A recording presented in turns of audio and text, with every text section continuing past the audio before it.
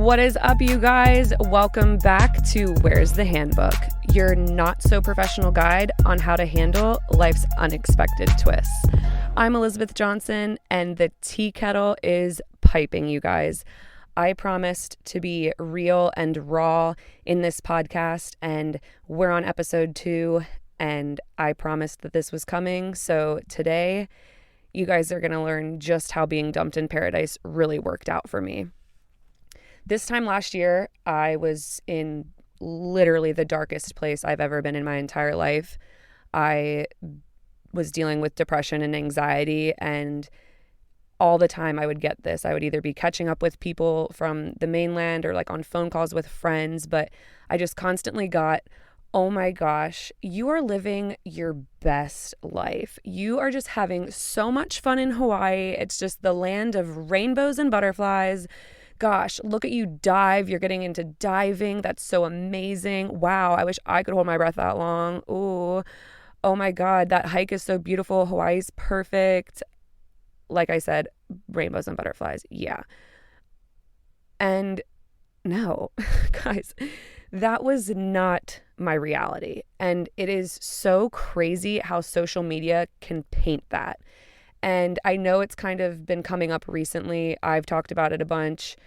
I mean, I went to school for this. I studied social media. I studied this, and I know it. And it is, in some ways, very toxic. And it's one of the things that inspired me in making this podcast is because, like I said in the trailer, and like I've mentioned, and I will always mention, I want to just talk about real life shit. And too often we are stuck in false realities. And I 100% was. If you guys only knew through those posts how depressed I actually was, it's crazy. So I'm going to dive right into this story. And I haven't told this full story in a very long time. So here goes nothing. I would grab a beer, honestly, and I'm just going to go from the beginning. So it's November 2015. I am working at a place called Rock Bottom. No joke, literally Rock Bottom Brewery. And I'm sitting with one of my really good friends after work. We're grabbing a beer, and we both decided that we were going to take semesters off from school. We were like, we don't know what we're doing in life right now. School is very stressful. I don't know what I want to do in life. I need a break. So we're having this beer, and I'm like, okay, we can take semesters off of school. We can do that. But we're going to do something with our semester off. Like, we need to do something epic. So I'm thinking about all the things that we could possibly do. And I thought, okay, my brother is still living in Hawaii. We're going to Hawaii. Let's book a ticket to Hawaii. And not only that, we're going to go for a month. And so this was in November. So we book our tickets. And then we just worked our butts off all through the holiday season. And we went to Hawaii for the month of February in 2016. So, and we stayed for a month, and a couple other girlfriends came with too. So yeah, just to preface that. And so we come to Hawaii, and it was the craziest month ever. It was so much fun. We were both newly single. I had been single for maybe like 6 months at this point. And we're nearing the end of the trip, and my brother texts me. We probably have like a week and a half left. And my brother texts me, and he was like, hey, a couple friends and I, we're all going to the beach today. You guys should come meet up with us. It would be a lot of fun. And we are so hungover when my brother sends me this text message. Like, my girlfriend was legitimately dying, like could not stand up or be, yeah, it was really bad. So I was like, okay, I do really want to spend time with my brother. Like, we only have a little bit of time here left. Like, let's go. So we order a $75 Uber from Waikiki to the west side, and we meet up at one of my brother's friend's beach house. And yeah, like I said, we're dying of a hangover. And so I'm sitting on the couch, and all of a sudden I hear somebody coming in. And I could tell from the energy, I was like, whoever this is, I'm vibing with this energy, whatever. Hadn't even seen his face yet, nothing. Then I see his face, and I was like, oh shit. I was like, okay, yikes. I'm in love, and I look like shit, and I'm so hungover. What am I doing? This is terrible. And then two girls walk in behind him, and I'm like, oh man, he's probably dating one of them anyway. There goes my shot. Okay, I'm no longer in love, whatever. So we go to the beach, and I'm engaging in conversation with this guy. And I'm thinking, based on how our conversation was going, I was like, there's no way that he is dating one of these two girls. Because if I was the girlfriend in this situation, like, I was flirting up a storm. I was like, I have no shame. I don't care. And no, he was single. And we really hit it off. We had great conversation on the beach. And I was like, I think I love him. Because I always say that. But anyway, so I only have a week and a half left in Hawaii, and we hang out a bunch. We ended up going shark diving together and hanging out, everything. And so I leave Hawaii. I think he actually might have been the one that dropped us off at the airport. I can't remember exactly. It's been a while. But anyway, so we're continuing talking after I get back to the mainland, and I'm like, we're on FaceTime together, and he was coming to the East Coast for an event in Philly in April. So we met in February, now we're in April. And he was like, will you be my plus one to this event? And I was like, absolutely. So I drive up to Philly, and it was a great weekend. It was so fun. And I was like, oh, I don't know if I told him at this time, but I was moving back to Hawaii for the summer. I took a semester off, so I was going to go in April until August. But I wanted to go back to school in the fall, so I knew that I wasn't going to stay in Hawaii forever. So I'm like, oh no, of course I'm not moving to Hawaii for you. Like, I'm adventurous. I just, I took a semester off. I just want to live in paradise for a little bit, No, 110% it was for him. It was because I was like, I really like this guy. I feel some way about this. I'm moving to Hawaii. I need to know him more. I can admit that now. But at the time, I was like, no, of course not. I'm just, little adventurous Elizabeth. Woo. So I moved back. I'm there from April until August. We talked about it in April, and we were like, hey, how do we see this summer ending? We're kind of really vibing with each other. And he says, well, I see this summer ending in heartbreak. I mean, I don't do long distance. I won't do long distance. You're going to college. I want you to have fun in college, blah, blah, blah. And I was like, bet. Okay. So I go out for the summer. We fall in love. I told him I loved him on 4th of July. I'm leaving in August. Needless to say, we're doing long distance. And it was great. Like I said, he was from the East Coast. I spent my summers in Hawaii. He came home during the holidays. For being as far apart as we were distance-wise, we saw each other, I mean, not a lot, obviously, but enough for being that far apart. You know what I'm saying?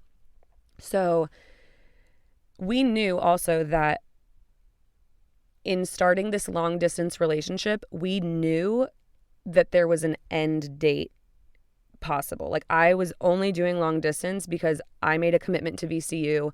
I wanted to graduate from that college. I thought about transferring to UH so many times. I was like, this would be so much easier. Should I just transfer? No. I made a commitment. I'm going to stick with my commitment. I'm a VCU. Go Rams. So we knew that the end date was May of 2019. So fast forward through our whole 3.5 year relationship, whatever. It's May 2019. I graduate from VCU. And a couple things were about to happen. We had 2 weddings to go to that summer on the East Coast. And then we decided that in between those 2 weddings, during 4 weeks, we were going to go to Europe. He was really wanting to travel. I've done a lot of traveling, and I was down for the ride, but we didn't really plan anything because we were both so busy in life. We actually didn't plan a single thing. Hindsight's always 20/20, but definitely don't do that. But anyway, that was our summer, and then I was going to land in Hawaii, right? I was going to move. Everything was good. So, yes, we go to both the weddings. We go to Europe for 4 weeks. Great, whatever. On August 11th, 2019, I arrive in Hawaii. Oh my gosh, look at us. We proved that long distance could work. Go us. Screw the haters. We're a success story. Awesome. So I get here, and I'm looking for work, and we did have friends that were visiting, not directly visiting us, but friends of friends kind of thing. So we were kind of like go, go, go, busy, busy, busy when I first arrived. But I was still looking for work. I was going to interviews. We decided as a couple that I didn't want to jump right back into working in the restaurant industry, because the whole point of me moving out here was so that we could, actually be together, spend time together. And me working in a restaurant would mean that I was working nights and weekends, and he works 9 to 5, Monday to Friday. So, he was very supportive in saying, okay, no, like, I want you to find a 9 to 5 that you're looking for, blah, blah, blah, blah, blah. He was helping me find jobs. I was interviewing. It actually was a lot harder than I thought originally coming out here. So that's when I moved here. That's for like the first month and some change. So then September 26th, 2019 happens, and everything is just our normal routine. I'm at home applying for jobs or doing, I know when he walked in the door, I was doing something on the computer. And so he comes home and we begin cooking dinner, and our normal routine. I was typically like the prep one, just chopping veggies, pouring wine, changing the music, and he really liked to cook, so he did that. And that was our typical nightly routine. And keep in mind, I have been on island now for 46 days, a little bit over a month. And we're all being cute and everything, dancing, singing. And I bring up something, and he was like, well, I really want to talk to you about something. And I'm thinking, okay, like something must have happened at work. He works in a small office. I know all of his coworkers. So, I was like, oh, what's up? And he begins talking. I'm standing on one side. We have like an island in the kitchen, and I'm standing on one side. He's standing on the other. So we're facing each other. And he begins talking, and he's like, I've been thinking about a lot recently. And, you just moved back on island. Usually the next, like, that's a big step in a relationship. We've been together for 3.5 years. You just moved out here. We've been working for this. And then it starts to go a little foggy for me, because the words that were coming out of his mouth, I don't know if you've ever been dumped, but it's like when your whole body just starts tingling, because you're like, wait a second, is this real? And like I said, I literally blacked out in my mind, because I couldn't believe it was happening. And like, you could have told me, if I could just put it into words of how blindsided I felt, you could have told me that I had terminal cancer, or that I was about to be dumped in the next 30 seconds. And I would have been like, so how long do I have to live? Like, that is legitimately what went through my mind. I was like, wait, no. And so he's doing the typical bullshit of like, it's not you, it's me. You've done nothing wrong. I love you. I care about you. I'm just not in love with you anymore. I guess he felt that we were super distant in the past couple months, and our communication wasn't as strong or some shit. And I'm like, yeah, maybe because I've been busy graduating, packing my life, selling everything I own that I can't put in a suitcase. Maybe that's why our communication might have been a little off. We were a little busy at the time figuring out our lives. And also, communication goes both ways. I'm not a mind reader. Anyway, he said a couple things that stuck out to me, and apparently our conversations lacked depth. That's one little snippet that I remember, which is actually hilarious that I now have a storytelling podcast where we're going to get deeper than the actual ocean. So whatever. But he ended with this: you're not the end all be all. Okay. So I'm standing across from him on the island, and I was like, I am not going to let this motherfucker see me cry. No way am I going to give that to him. So I looked at him and I said, I'm going to step outside really quick and make a phone call. I'll be right back. So, of course, as soon as I step foot outside, I start just hyperventilating, crying. My neighbors are probably like, who is dying? What is going on? And I call my best friend from home, who is my roommate. She will be a frequent flyer on the show. Just you wait. But I call her, and I'm so broke. I'm just hyperventilating, crying. And I'm like, I need you to book me a ticket home. Like, this just happened. I don't know what's going on. I'm so broke. Can you please book me a one-way ticket for Monday? I think it was like a Friday. I don't actually remember the exact day. But she's like, hold on. Slow down. What? And I'm like, I'll explain it all to you later. I just don't know what's going on right now. but this just happened. I need your help. And she was like, okay, I got you. I will book you a ticket, but you should call our other mutual friend on island, like, because obviously my best friend from home is 5,000 miles away. She's like, what can I do for you other than book a ticket? So I hang up the phone. I call our other friend. And I know I mentioned this, I think, in episode 1, where she was walking into a movie theater with her boyfriend, just so happened to answer my call. And same thing, hyperventilating. And she's like, okay. She's like, I'm coming to get you. What alcohol do you want? I've got Chelsea Cutler ready to play on the radio. We're going to get drunk. It's fine. Don't freak out. So I was like, I need a handle of vodka and a 12-pack of White Claws because I don't know what the hell is going on right now. So I come back inside and I just start packing my things. I am ripping my clothes off of hangers. I'm crying. I'm walking around. Meanwhile, he is like, I don't even remember what was happening because I was just so mind blown. And my roommates come back. And it's my best friend from high school and her boyfriend. And they come in and obviously it's like, what's going on? And so I'm like, well, he just broke up with me. I'm going back to Richmond. I don't actually know what's happening. I'm just packing, excuse me. So my best friend comes in and she's looking at me and she's like, okay, well, just because this asshole broke up with you right now, like, we'll figure it out. Like, you love Hawaii. Like, you don't have to leave. And at the time, that's not what I wanted to hear. So I was just like, look, like, I am so broke. I don't have a job. I can't afford rent. And I moved here for him and he just broke up with me and I've been here for 46 days. I don't know what to tell you. I'm going home. And I just kind of went with that. And I needed a suitcase.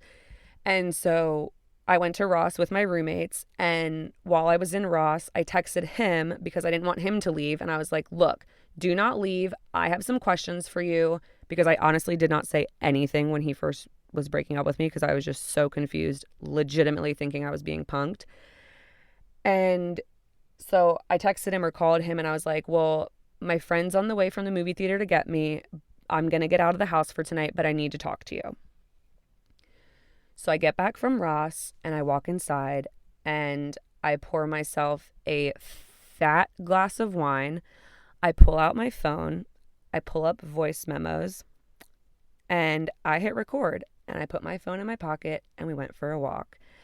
And yeah, I recorded that entire second conversation of our breakup because I was so angry at the time that I knew that I was not, like, everything was going on in my mind. I wasn't actually paying attention to the conversation. And also I'm literally slamming wine. So I wanted to make sure that tomorrow when I wake up after getting obliterated that I could remember what it was we talked about. So yeah, I did record this part of the breakup. Call me crazy. I don't care. Whatever. It's a 43-minute long recording.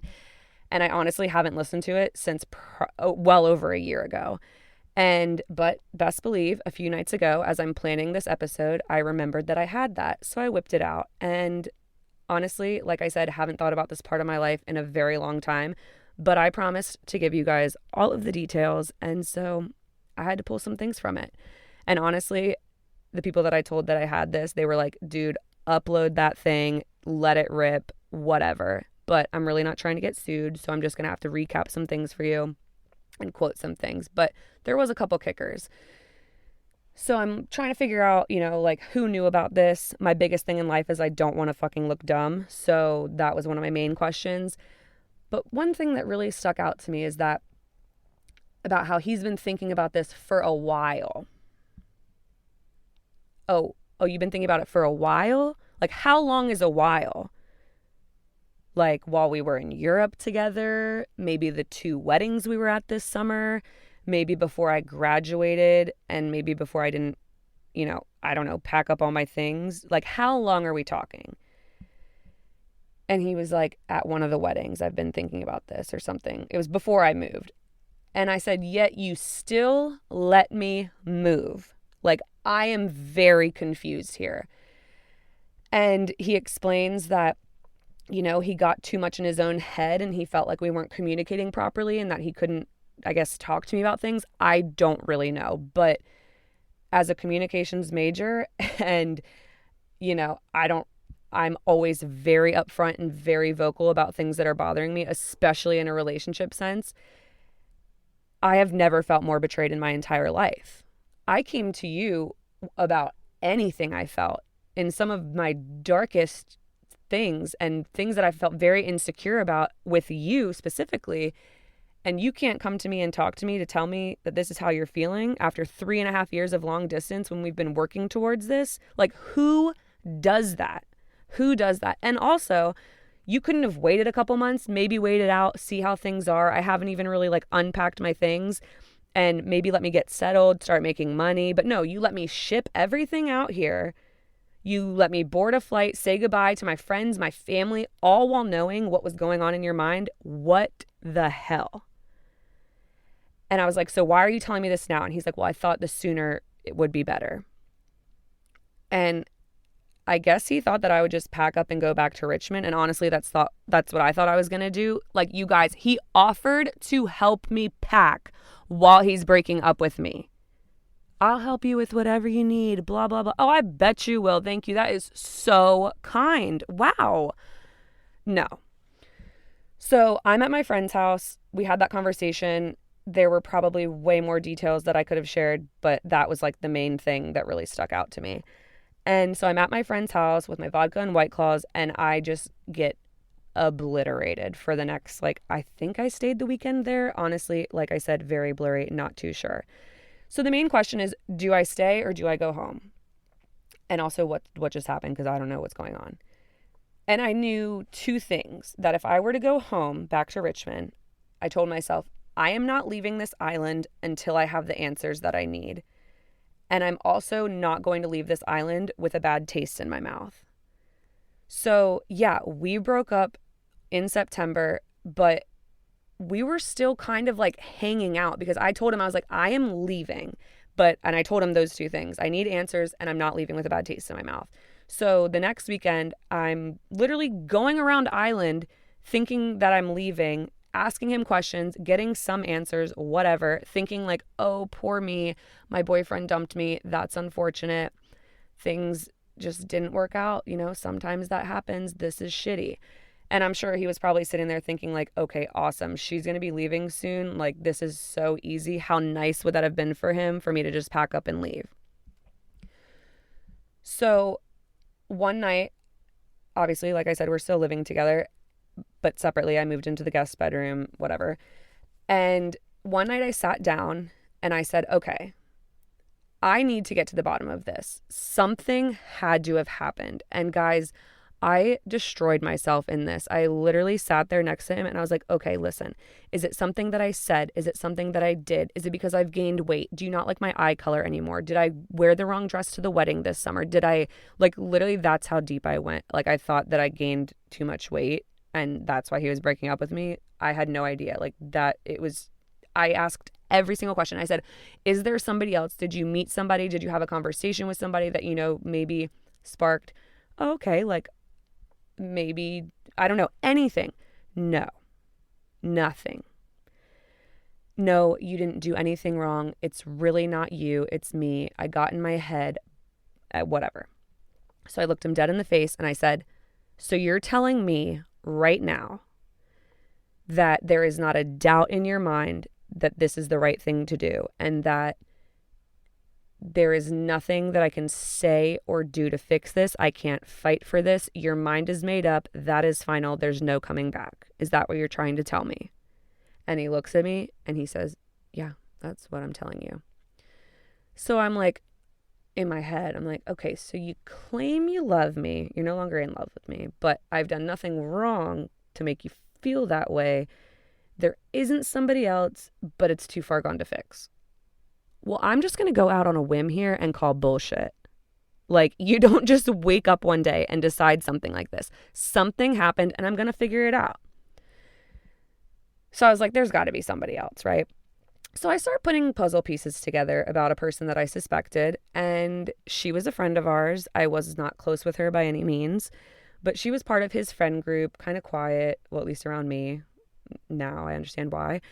But they were friends for sure. And obviously I was in school for the school year, so I was off island. So I don't really know how in depth they got. Honestly, never would have thought she was a threat to me by any means, but well, sometimes people surprise you. But anyway, so I started putting these puzzle pieces together, and one thing, there's a couple things that happened.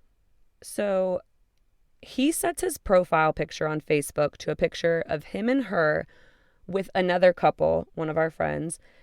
He sets that as his profile picture like well over a year ago of us. Like I was still dating him. He set that as his profile picture. Honestly, I didn't really think anything. Well, I kind of thought something of it, but not that anything was going on by any means. I was like, oh, okay, like they're friends. I'm off island. I'm in school. They went on a booze cruise together. Cool. Whatever. Looking back now, I'm like, Elizabeth, you're an idiot. You fucking dummy. Like, what? So that was like one thing. Then he was really big into like running marathons or whatever. And after we broke up, he runs his other one. And I happened to work in the same area. So I just swung by on my way into work to just be like, hey, congratulations, whatever, you freak of nature running marathons. And she's there and she has this like sign for him, I guess, because that's a thing, whatever. And it was some like dumb, cute, whatever. And I looked at it and I'm like, all right, yeah, no. Because if they were just friends, that's really fucking weird. I don't even remember what it said, but I just know that that's how I felt about it. So I was like, okay, that's number 2. Something's going on.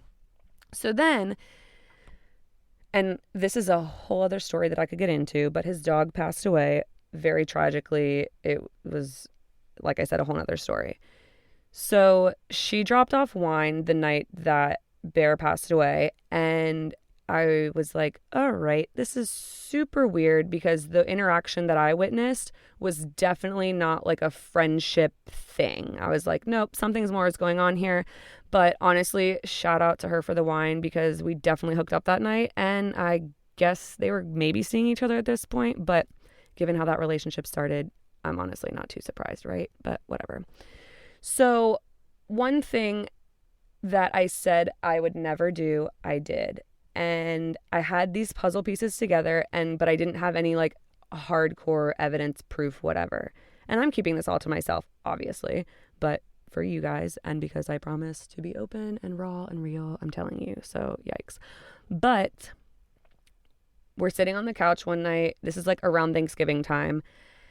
And he passes out. His phone's right there. He knows damn well I know the passcode. Yes, I read his text messages, whatever. I didn't even scroll because all I did was open up the last message that he sent to her before passing out. And it read, good night, my love. I hope to be sleeping next to an angel this weekend. I literally closed the phone, put the phone back, went to the bathroom, threw up, and I'm not even being dramatic when I tell you that I legitimately threw up in a toilet because how the hell do you break up with your girlfriend like a month ago that's done, quote, nothing wrong, and then be calling this other girl your love within that time frame? Like, okay, I'm not crazy. It was almost freeing in a way, to be honest, because I'm sitting there body shaming myself, thinking that I've gained too much weight and that I need to either go get liposuction or whatever work done, or thinking that my eye color like sucks. And in the end, it was really just you finding somebody else, which is totally fine because that's what happens sometimes in life. But you lied to my face when I asked you about it. I'm confused here. That's fucked up. Like, what? So I'm like, all right, how am I going to go about this? Because this is actual bullshit. But I finally got the answer that I was seeking. I knew that there had to be something. You're sitting there telling me time and time again, you've done nothing wrong. Nothing happened. I'm in my own head. Meanwhile, no, you just moved on or whatever. I don't even know. So I told him that I needed to have a conversation with him, and we sit down by the water by our house, and I asked him, I said, do you think I'm stupid? And he doesn't answer me. And I said, no, like, I want you to answer me. Do you think I'm stupid? And he's like, of course, no, I don't think you're stupid. Like, what's up? Because I think you think I'm stupid. And the one thing that I've said, and I think I already mentioned it, is that my biggest pet peeve is do not make me look dumb. Do not make me look dumb. I hate that more than anything. And I left everything in Richmond, my family, a city that I loved with my best friends in the entire world, job opportunities out of college. How could you let me move here knowing months ago that this was not going to work out, that you were going to end it, and you already have somebody lined up to just move on to whatever? So during that conversation, I let him know a couple things. Yeah, I decided I'm not leaving Hawaii, and living together clearly isn't working out. We are not Jess and Nick from New Girl. That's not happening. So I just moved here. I'm tired of packing. I'm tired of moving. Maybe you should start looking for places and you should start packing your shit because I'm not going anywhere. Mind you, this conversation was like December, I think. It's all very blurry. It's a very rough time in my life. So this is December and we lived together until February. So it hasn't even been a full year since we haven't lived together. Just keep that in mind. And that was kind of the last conversation I had with him that I had with him, I guess. He didn't deny his feelings for her or that there was something there. He claimed that it all developed after the breakup, which is absolute bullshit if you ask me, considering that's a pretty damn quick turnaround after a 3.5-year relationship, but whatever. He claims he didn't cheat on me. Honestly, I don't think even if he got hooked up to a lie detector test and it said that that was true, that I would believe that. So no, because even if there wasn't something physical there, emotionally there was. And honestly, I think that that's worse. Tell me what you think about that. But emotional cheating, physical cheating, whatever, it's all stupid. But so yeah, I let him know that I was going to stay. And yeah, that was the last conversation that we had, other than we needed to work out some logistics of him moving out and then our landlord, all that kind of stuff.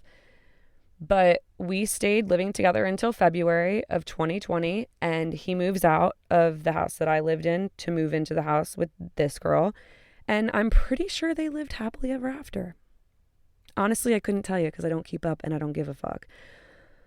So yeah, 2019 hit me with, moving for love, getting dumped in paradise, losing a pet. Yes, she wasn't mine. She was definitely his dog, but when everything went down, he says, she was your dog too. It was tragic. Honestly, probably one of the worst experiences of my life. Maybe I'll talk about that story one day. Who knows? But after that happened, I was like, all right, 2019, what else do you have for me? Because I'm already down. Please keep kicking me while I'm down. I don't want to even try and get better only to have the carpet ripped out for me again. So if you got anything for me, go ahead, hit it. And I enter the darkest phase of my life. And when I think back to October to about February of 2019 into 2020, it is very patchy. I was drunk probably every day. I definitely drank every day. I don't know if I got drunk every day, but I drowned myself in alcohol and bad decisions. And I went back into the restaurant industry, and which, if you know the industry and you see where I was mentally, it was a really bad combination. And like I said, yeah, it was around this time just a year ago.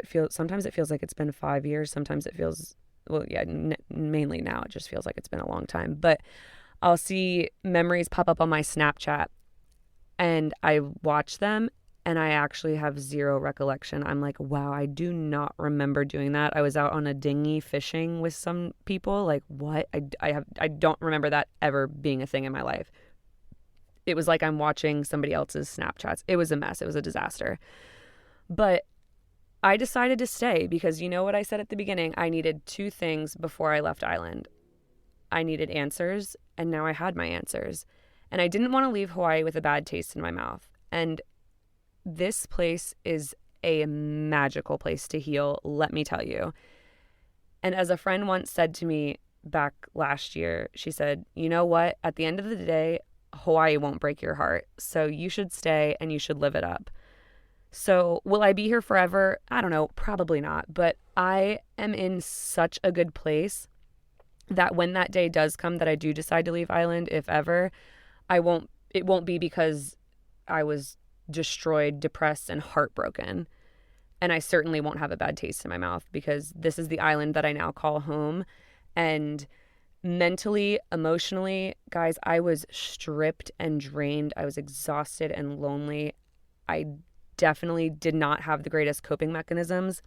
I looked for validation in very strange ways. I found myself in very sketchy situations. I was tiptoeing on the border of, some people at the time would have definitely called me an alcoholic. I didn't go to work without vodka in my hydro flask most days, and I would get drinks before work, after work, during work, anything and everything. It was unreal, honestly. When I think back, I refer to that time whenever like a story gets brought up that I do remember. I'm like, oh, I refer to that as the dark days, Elizabeth, because there was so much going on in my head, and this breakup was so much more than a heartbreak, because after learning that he left me for her, essentially, my confidence was destroyed. I lost my confidence in absolutely everything, to the point where I couldn't even walk into a restaurant to hand my resume to a host because I had so much anxiety. And I've been in the restaurant industry for over 10 years. This is what I've done my whole life as far as working. And I'm typically a very confident person. And that's when I knew how bad things were for me. I would be in interviews and legitimately start tearing up mid-interview. Like, what? My anxiety, I didn't even know what that was. Like, I had no idea. And even in those dark days, I knew, and I kept telling myself, I was like, there will be a day that I don't feel this anymore. Like, there will be a day when I look back and I laugh. Oh, and I'm laughing now, best believe, because it's hilarious. But I knew that things were going to get better, and I kept telling myself that. But this time last year was the first time in my life that I finally understood depression and anxiety and thoughts of, I don't even want to do this anymore. I don't want to be here anymore. How do I turn it off? How do I make this stop? And that's honestly probably the first time I've ever said that out loud.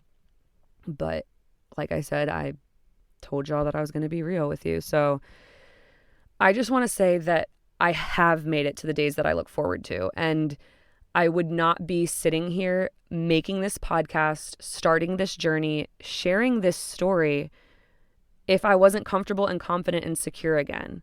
And that is why I feel so passionately about Where's the Handbook and about talking about real life shit that happens, because life is not always happy and amazing, even in paradise, even in Hawaii, the land of rainbows and butterflies. Ooh, no, sometimes shit sucks. And that's what I have to say about that. So there you go. You guys have the breakup story. Honestly, I'm so glad I got that out of the way. I'm ready to stop talking about this dude, because honestly, I've done a really, really good job at forgetting about that shit. And although I probably will be referencing back throughout this series, because I'm sure I left out details that are going to pop up or become part of a conversation, whatever, I am ready to dive into so many stories with you guys. Gosh, it feels so good to get that out. I'm honestly so freaking stoked right now. And as always, guys, if you have questions, comments, or concerns, please hit me up. Be sure to hit that subscribe button, leave a quick review, and rate this podcast. Follow me on Instagram at Where's the Handbook and Twitter at podcasting WTH. Slide into my DMs, you guys. Tell me your stories. I want to hear all of your crazy shit. I want to hear what you think about this episode, what you think about any aspect of it, literally. I just want to hear it all. So I've got some really good stuff coming your way. Please hit me up, y'all. I'm out. But also, if you do know someone who is struggling with depression, the National Suicide Prevention Lifeline is 800-273-8255.